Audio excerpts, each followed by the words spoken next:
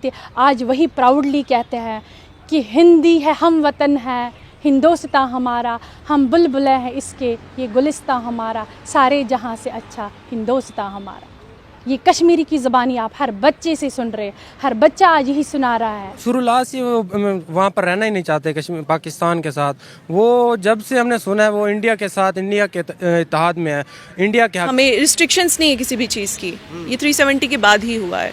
उससे पहले डर होता था कि अगर हम लोग लेट आएंगे तो पता नहीं क्या होगा, हमारे पेरेंट्स को हमारी फिक्र होती है। इंडिया के हक में जब भी उनके स्पीच, जो वज़ीर आज़म है वहाँ के, जब भी उनकी स्पीच सुनते हैं वो इंडिया के हक में ही देते हैं। मतलब ये बस पाकिस्तानी जो हुकूमत है वो ही बार बार कश्मीर को बोल रही है कश्मीर हमारा है, कश्मीर हमारा है, लेकिन वो कश्मीर पाकिस्तान के हक में नहीं है। हमारे खुद के ही कुछ लोग होते हैं जो चाहते हैं कि हम लोग आगे ना जाएं, बट 370 के बाद काफ़ी ज़्यादा चेंजेस आए, थैंक्स टू प्राइम मिनिस्टर जिन्होंने 370 हटाया और आज हम जैसे लोग भी, ट्राइबल कम्युनिटी के बच्चे भी आगे आ रहे हैं। 370A भी इंडिया ने ख़त्म किया है, 35A भी ख़त्म कर दिया और वहाँ पे वो डेवलपमेंट हो रही है। एजुकेशन को लेके हम बात करें तो जैसे मतलब मोदी जी ने जब से मतलब गवर्नमेंट आई है उनकी बहुत अच्छे अच्छे काम कर रही है। जैसे बुजुर्गों के लिए हम लोग देखा जाए तो एक उनके लिए अच्छे वो फंड्स किए हैं उन्होंने, और विडोज के लिए उन्होंने फंड्स किए, तो काफी मतलब सब लोगों के लिए कुछ ना कुछ अच्छा ही हुआ है। जय हिंद दोस्तों भारत की मुस्लिम लड़कियां अपने भारतीय होने पर गर्व जता रही हैं और इसे देखकर पाकिस्तानियों को मिर्ची लग रही है।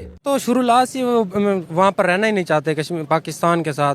वो जब से हमने सुना है वो इंडिया के साथ, इंडिया के इत्तेहाद में है, इंडिया के हक में। जब भी उनके स्पीच, जो वज़ीर आज़म है वहाँ के, जब भी उनकी स्पीच सुनते हैं वो इंडिया के हक में ही देते हैं। मतलब ये बस पाकिस्तानी जो हुकूमत है वो ही बार बार कश्मीर को बोल रही है कश्मीर हमारा है, कश्मीर हमारा है, लेकिन वो कश्मीर पाकिस्तान के हक में नहीं है।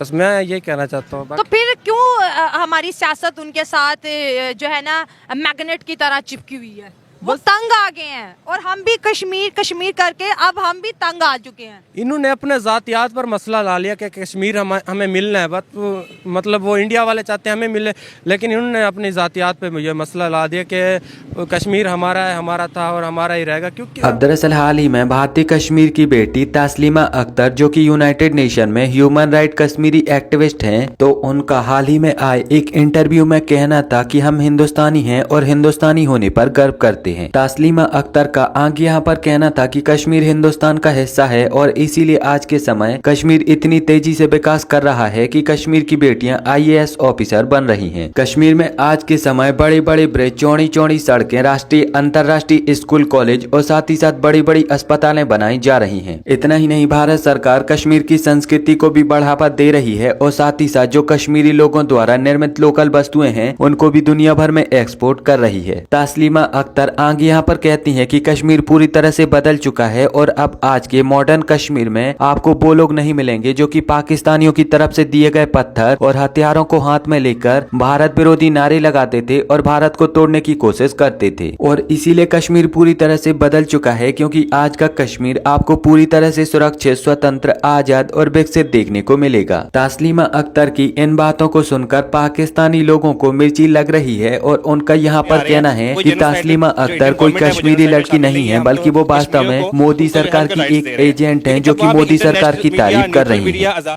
किसकी ज्यादा प्रोडक्ट्स होती हैं मतलब दुबई में, इंडियंस की, पाकिस्तानीज की या अदर कंट्रीज? दुबई में ज़्यादा बिल्डिंग्स वगैरह जो है ना, हर बिल्डिंग के ओनर इंडियन है, हर बिल्डिंग के ओनर इंडियन है। और बकाला एक जिसको फ्लैट्स वगैरह, हाँ फ्लैट जहाँ मिलते हैं, और वहाँ पर एक जैसे आम दुकान उसको बकाला कहते हैं, बकाला बोलते हैं हमारे अरबी में ना, तो वो सब इंडियन है। क्यों? उनके पास इतने के पैसे हैं, वो कमा के गेम है, वहाँ पर अपने कारोबार कर रहे हैं। हम लोग पाकिस्तानी वहाँ जाके कोई एक छोटी दुकान भी नहीं अपने खोल सकते। ये भी सच हुआ ना कि बाहर के मुल्क कहते हैं कि जब इंडियन हिंदुस्तानी आता है तो वो देने आता है, और जब पाकिस्तानी जाता है तो लेने आता है। बिल्कुल सही बात है, बिल्कुल सही। हम लोग जब भी आते हैं ना, हम लोग जब भी जाते हैं मतलब पैसे के लिए जा रहे हैं ना, यहाँ पर कारोबार नहीं, हम लोग कहते हैं चलाओ दुबई चले, जाके कुछ पैसे कमाएं, आगे पाकिस्तान में थोड़ा छोटा सा अपना बिजनेस स्टार्ट कर लें। लेकिन पाकिस्तान में बिजनेस स्टार्ट करने। अनिका, ये बताइएगा कि अक्सर कहा जाता है कि वहां पर मुसलमानों को राइट्स नहीं दिए जाते।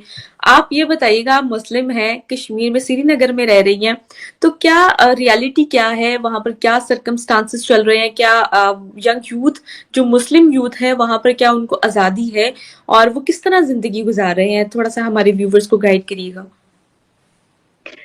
जहां तक राइट्स के हवाले से आपने पूछा, तो जब कहा जाता है कि किसी एरिया में वहां के लोगों को जो है राइट्स नहीं मिलते हैं, तो फिर ये सवाल आता है कि जिस एरिया में लोगों को राइट्स नहीं मिलते, तो उस एरिया के जो लोग हैं या यूथ है, यंग नौजवान है या लड़की या लड़का जो भी है, वो आईपीएस ऑफिसर कैसे बन सकता है, वो आईएएस ऑफिसर कैसे बन सकता है, वो टीचर कैसे बन सकता है, वो डॉक्टर कैसे बन सकता है अगर राइट्स ही नहीं मिल रहे? तो वो एथलीट कैसे बन सकता है?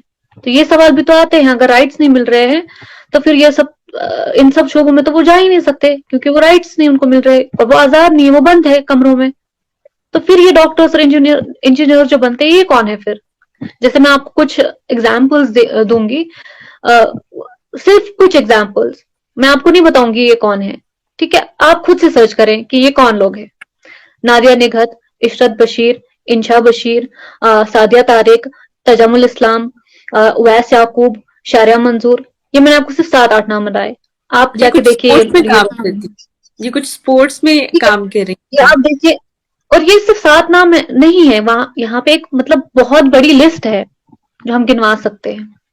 अच्छा ये छोड़िए, आप दूसरी एक लिस्ट देखिए, इम्तियाज हुसैन मीर, रईस अहमद भट्ट,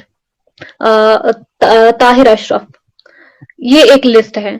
डॉक्टर सईद सहरिश असगर, बसीरुल हक चौधरी, डॉक्टर शाहिद इकबाल चौधरी, सारे मुसलमान नाम है, आपको पता ही होगा, मुस्लिम नेम्स ही आप सुन रही है ना। तो फिर ये लोग कौन है? या नीट टॉपर्स, अगर हम हाजिक की बात करते हैं, हाजिक लोन एक बच्चा है, इसको आप सर्च कर लीजिए, मैं नहीं बताऊंगी कौन है, आप देखिए कौन है। तो नैरेटिव कौन बिल्ड कर रहा है डजंट मैटर, लेकिन असल बात क्या है वो जानना बहुत जरूरी है। बिल्कुल। अच्छा अनिका, ये बताएं कि आप काफी प्रोजेक्ट्स पे भी काम कर रही हैं, हमारे व्यूवर्स को बताइएगा कि आप किन किन प्रोजेक्ट्स पे काम कर रही हैं। देखिए, सबसे बड़ा प्रोजेक्ट जो मैंने अभी तक जिस पर काम किया है वो था यूरोपियन यूनियन के साथ, क्योंकि ऐसे बहुत सारे लोग हैं विद इन द कंट्री और आउटसाइड कंट्री जो दुनिया में ऐसे भी लोग हैं जो एक पीस सिस्टम पे काम करना चाहते हैं, वायलेंस को हटाने के लिए काम करते हैं, या बाकी चीजें जो हैं उन पर काम करना चाहते हैं। प्रीवियस कुछ ईयर्स से, या हम पिछले 3 डेकेड्स की बात करें, तो काफी कॉन्फ्लिक्ट या वो जो रहा है कश्मीर में, उस हवाले से हमेशा हमारी भी ये कोशिश रही है और गवर्नमेंट की भी ये हमेशा कोशिश रही है कि जो यंग नौजवान है, यंग माइंड है, वो ऐसा मतलब बन जाए, रीशेप हो जाए कि उसकी वजह से जो उसकी सराउंडिंग से वो ठीक हो जाए।